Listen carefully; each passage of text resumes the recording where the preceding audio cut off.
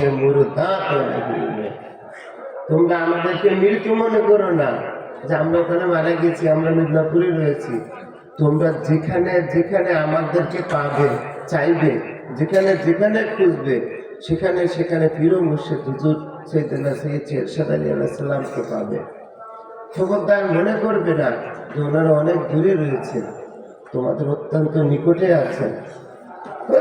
তখন একজন লোক জিজ্ঞাসা করলে যে হুজুর আমরা তো আপনাদেরকে দেখতে পাই না। তো তখন হুজুর পাক বললেন যে দেখো, একটা যখন বাচ্চা যখন কাঁদে কিছুর জন্য, তখন সে কাঁদার পরে কখন চুপ হয়ে যায়। তো হুজুর যখন বাচ্চাটা যখন কাঁদে, যে জিনিসের জন্য কাঁদে সেই জিনিসটা যখন পায় সাথে সাথে কান্না বন্ধ করে।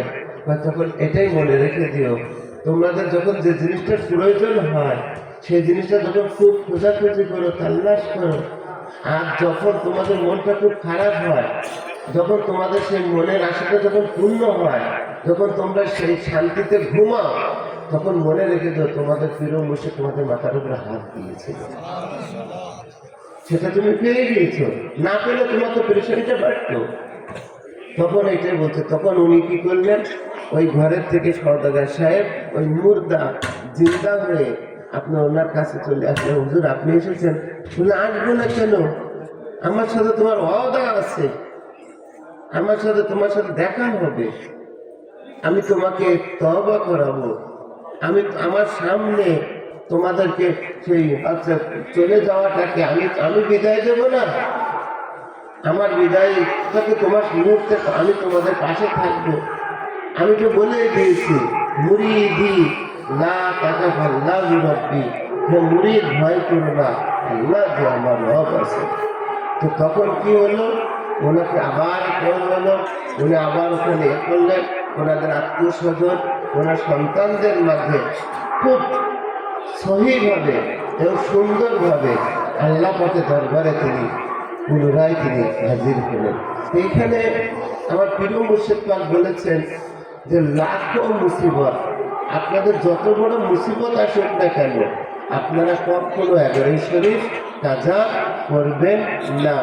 ইনশাল্লাহ 11 শরীফ এমন একটা ইবাদত, এমন একটা বন্দেগী, আপনি যদি 11 শরীফে এই 11 শরীফে হাজির হন, পরবর্তী 11 শরীফের মৃত্যুর আগ পর্যন্ত আপনি গস পাকের জিম্মাদারিতে থাকেন।